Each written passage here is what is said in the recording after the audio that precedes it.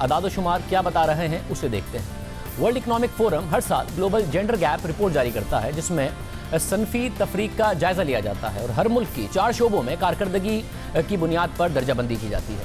2020 की रिपोर्ट के मुताबिक दुनिया के 153 मुमालिक में पाकिस्तान का दर्जा जेंडर गैप यानी कि मर्दों को जो हुकूक हासिल हैं और जो बराबरी हासिल है और ख़वातीन को जो बराबरी हासिल है, उसमें पाकिस्तान का दर्जा 151 है और ख़वातीन को बराबरी देने में पाकिस्तान सिर्फ इराक और यमन से आगे है, बाकी सारी दुनिया से पीछे है।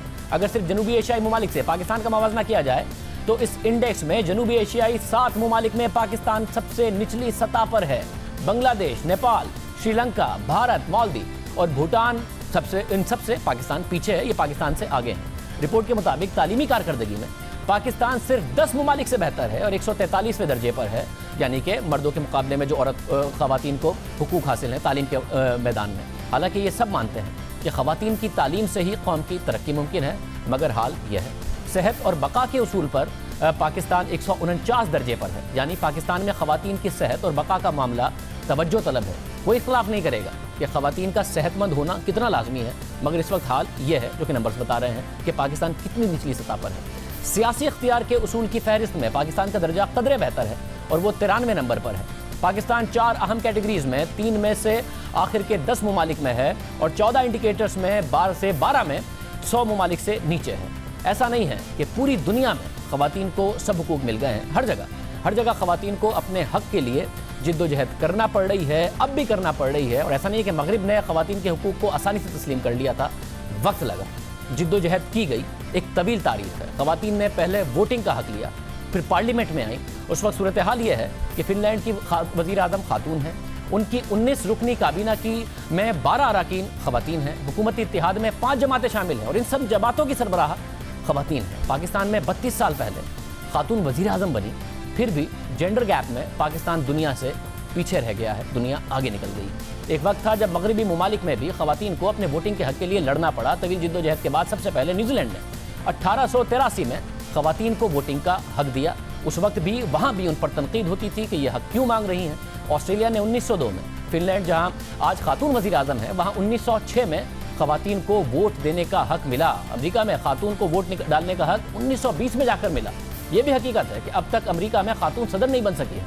ख़वातीन उम्मीदवारों को आज भी अमेरिका में मुश्किलात का सामना करना पड़ता है। जब हिलरी क्लिंटन मैदान में उतरी तो उन्हें भी खातून होने की वजह से मसाइल का सामना करना पड़ा। कल डेमोक्रेटिक सदारती उम्मीदवार की दौड़ से उम्मीदवार एलिज़ाबेथ वॉरेन ने अपना नाम वापस ले लिया। उन पर भी उनके खातून होने की वजह से बहुत ज़्यादा हमले किए गए। सोसाइटी के एक तबके ने उन पर तनकीद की। अमेरिका जैसी सोसाइटी में भी अब तक खातून सदर नहीं बन सकी है और जो बनना चाहती हैं उन पर उनके खातून होने की वजह से तनकीद की जाती है। वक्त लगता है। मगरबी ममालिक ने जिद्दोजहद की, आज वहाँ मसाइल कम है, मगर हमारे यहाँ मसाइल बहुत ज़्यादा है। सूरत हाल ये है कि हम मगरबी ममालिक से तो दूर खित्ते के बहुत से ममालिक से बहुत पीछे हैं। हकीकत यह है कि बांग्लादेश भी हमारे मुकाबले में ख़वातीन के हवाले से बेहतरी की तरफ तेज़ी से गामज़न है। बांग्लादेश की मुआशी तरक्की में ख़वातीन का बहुत बड़ा किरदार है और सिर्फ यही नहीं, कुछ और हक़ाइक़ भी हैं जो इस हक़ में हैं और औरत मार्च क्यों ज़रूरी है इसकी कहानी बयान करते हैं। ह्यूमन राइट्स वॉच के मुताबिक पाकिस्तान में 21% लड़कियों की शादी 18 साल से कम उम्र में कर दी जाती है। 3% ख़वातीन की शादी 15 साल से भी कम उम्र में कर दी जाती है और पाकिस्तान में हर 1000 में से 69 बच्चे पैदाइश के पहले ही महीने में इंतकाल कर जाते हैं। 15 साल वो उम्र है जिसमें एक बच्ची अपनी ज़िंदगी, अपनी सेहत के हवाले से बुनियादी फैसले करने की सलाहियत नहीं रखती और उस पर एक बच्चे को दुनिया में लाने और फिर पालने की जिम्मेदारी डाल दी जाती है। इन एदाद-ओ-शुमार को देखने के बाद ये सवाल उठता है, क्या एक औरत को अपने जिस्म के हवाले से इतने बड़े और अहम फैसले करने का इख्तियार नहीं होना चाहिए? जब 18 साल से कम उम्र बच्चे या बच्ची का शनाख्ती कार्ड नहीं बन सकता, उन्हें ड्राइविंग लाइसेंस नहीं दिया जाता क्योंकि इस उम्र में उनका जहन पुख्ता नहीं होता और दूसरों की ज़िंदगी उनकी वजह से ख़तरे में पड़ सकती है, इसलिए वो अहम फैसले नहीं ले सकते, तो फिर शादी जैसा अपनी ज़िंदगी का सबसे बड़ा फैसला कैसे कर दिया जाता है? अपनी ज़िंदगी के फैसले वो कर नहीं सकते, मगर बच्चे पैदा करके नई ज़िंदगी दुनिया में लाने का इख्तियार भी उनके पास नहीं होता। उनका जिस्म है, दर्द तकलीफ़ भी उनकी है, मगर इख्तियार मर्द का है। हमारे मुआशरे में ये भी एक तल्ख़ हकीकत है कि ख़वातीन को अपने ही करीबी अफराद की तरफ से हिरासा किया जाने के मसाइल का सामना है। मददगार नेशनल हेल्पलाइन के मुताबिक 93% ख़वातीन को जिनसी तौर पर हिरासा किए जाने की शिकायत है। उनमें से 70% ख़वातीन को उनके करीबी अफराद ही हिरासा करते हैं। Human rights commission of Pakistan के मुताबिक गुज़िश्ता साल ख़वातीन के रेप केसेस की तादाद 704 थी। एक और रिपोर्ट के मुताबिक पाकिस्तान में 1999 से जून 2019 के दौरान खवातीन पर तेजाब हमले के 3,412 केसेस रिपोर्ट हुए। ये वो हकाइक हैं जिसकी वजह से औरत मार्च ज़रूरी है, मगर कुछ नारों की बुनियाद पर इख्तलाफ किया जा रहा है। इख्तलाफ कीजिए, इख्तलाफ करना आपका हक है, सबका हक है, एतराज़ उठाइए, मगर दलील से बात कीजिए। लेकिन जब बात गालम गलूच, इल्ज़ाम तराशियाँ, किरदार कशी और धमकियों तक पहुँचती है तो मसला बनता है। मगरबी एजेंडा करार दिया जा रहा है और जाहिर है जब ऐसी बात की जाती है तो लोगों की ज़िंदगी ख़तरे में पड़ जाती है। ये हसास बात है कि आप किसी को मगरबी एजेंडा आगे बढ़ाने की और इस्लामी वैल्यूज़ पर हमला करने का इल्ज़ाम लगा दें, माशरती वैल्यूज़ पर हमला करने का इल्ज़ाम लगा दें। कुछ लोग ये सवाल उठा रहे हैं कि औरतों को कोई मसला नहीं है, ये सब एक एजेंडा है। मसाइल मर्दों को भी हैं, ये भी कह रहे हैं, और औरतों को भी हैं।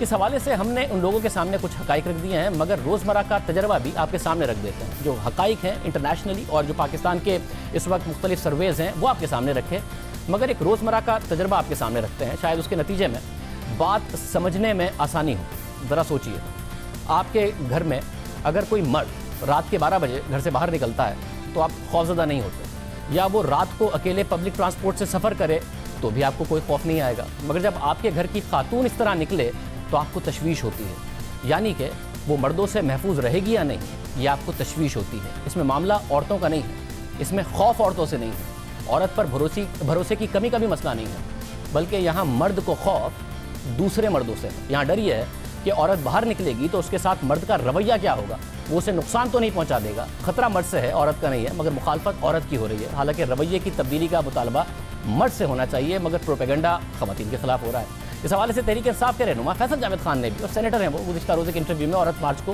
वक्त का ज़िया करार दिया।